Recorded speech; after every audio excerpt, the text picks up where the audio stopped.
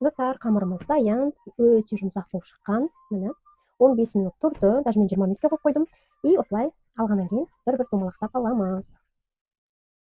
Қараңыздаршы, не деген керемет қамыр болып шыққан. И мына жақта менде ұн. Ал енді түйуді бастаймыз. Қамырды осылай форма шығарып аламыз да, одан кейін бірнеше бөлшектерге бөлеміз. Менде бірақ зола шықты.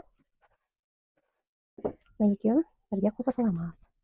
Міне осындай бөлшектерге бөліп тастаймыз. Шетке алып, бір-біртіндеп осылай домалақтаймыз. Міне бұл уже үшінші этап. Үшінші этап бізде уже домалақтап және де пісіруді бастаймыз. Бұл соңғы этап. Осылай домалақтаймыз. Пока ұнды жолатпаймыз, жаятын кезде ұн сеуіп, ұнға жаятын боламыз.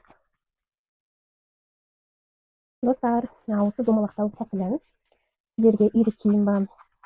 Қалай осылай домалақтайды, және де бұны екі қолмен жасауға да болады. Осылай. Соны қалай жасайды, соны үйретейін ба? Комментарияға жаза беріңіздер. Осы кулинарный блокносына жазып кетіңіздер. Міне мен домалақтар дайын болған шеберекелерімізді алып, осылай кішкене ұн сеуіп, жаятын боламыз. Кішкентай оқтаумен домалақ қылып жаю керек. Және де үлкен форма шығару керек, жұқа болу керек. Осылай. Домалақ етіп жайып аламыз. Осындай үлкен форма болу керек. Және де мұны жайған емес, астындағы бетін жоғарыға қаратып, начинкамызды алып ортасына начинкамызды бүйтіп таптап шығамыз. Сіздерге надеюсь көрініп тұр. И начинкамызды таптап болғаннан кейін осылай бетін жауып, лишний ауасын шығарып, жан-жағын осылай таптап шығамыз.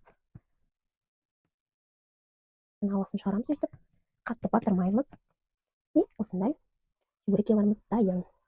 Чебурекелеріміз дайын болды. Қызып тұрған майға пісіріп аламыз. Майымызды көбірек құямыз. Осылайынан пісіріп аламыз. Осылай пісіру керек. Осылай екі жағын аударып, кезек-кезектен астын жай басып қойып пісіріп аламыз. Егер де табаларыңыз үлкен болса, 3 чебурекеден жасауыңызға болады.